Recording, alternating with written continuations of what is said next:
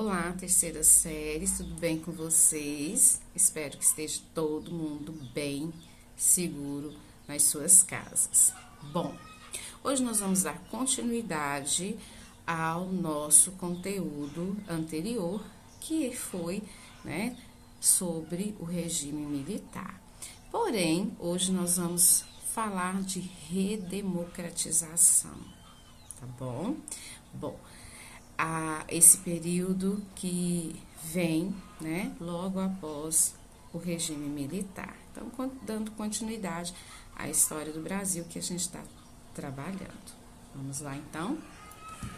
O período chamado de redemocratização compreendeu os anos de 1975 até 1985, entre os governos dos generais Ernesto Geisel e João Batista Figueiredo, e as eleições indiretas que devolveram o país às mãos de um presidente civil.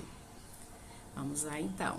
O processo de redemocratização compreendeu uma série de medidas que progressivamente foram ampliando novamente as garantias individuais e a liberdade de imprensa até culminar na eleição do primeiro presidente civil após 21 anos de ditadura militar. Esse processo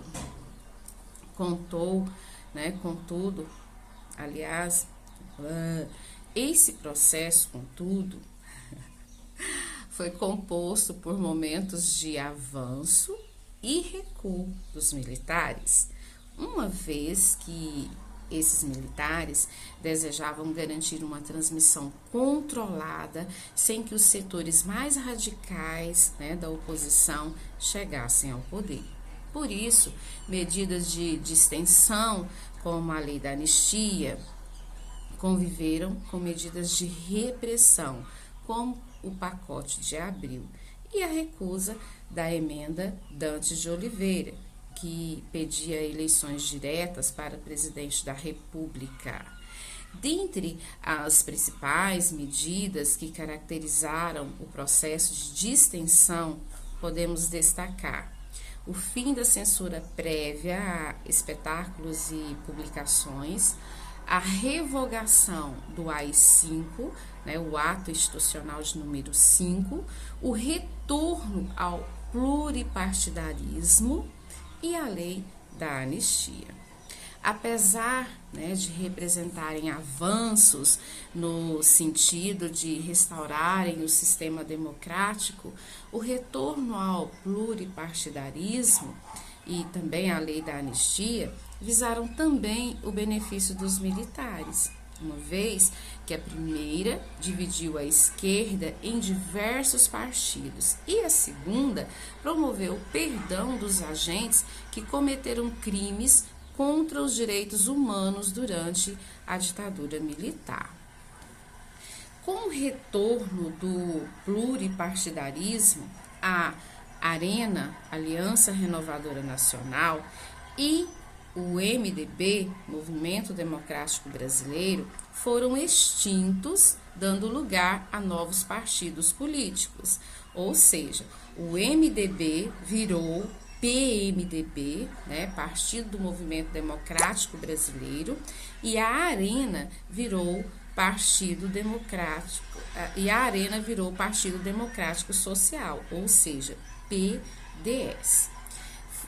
Foram também criados aí, nesse período, o Partido Trabalhista Brasileiro, ou seja, o PTB, o Partido Democrático Trabalhista, o PDT, o Partido Popular, PP, e o Partido dos Trabalhadores, PT.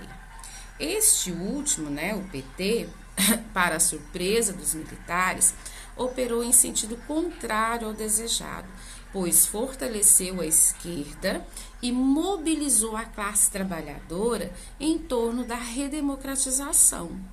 Foi um dos precursores da campanha pelas diretas já e durante o século XXI levou seu líder, Luiz Inácio Lula da Silva, a 2 mandatos presidenciais consecutivos, tornando então o primeiro operário a chegar ao posto de presidente da República do Brasil, da história do Brasil.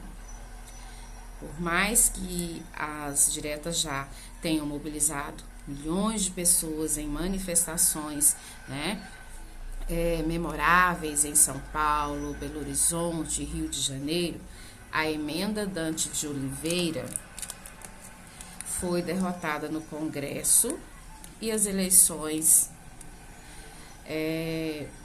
diretas para presidente só ocorreu em 1989.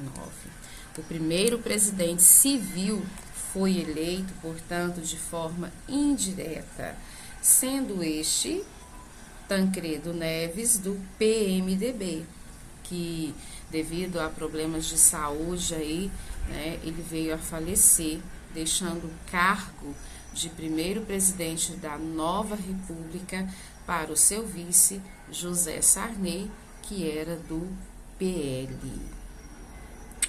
Espero que vocês tenham entendido aí um pouquinho sobre redemocratização.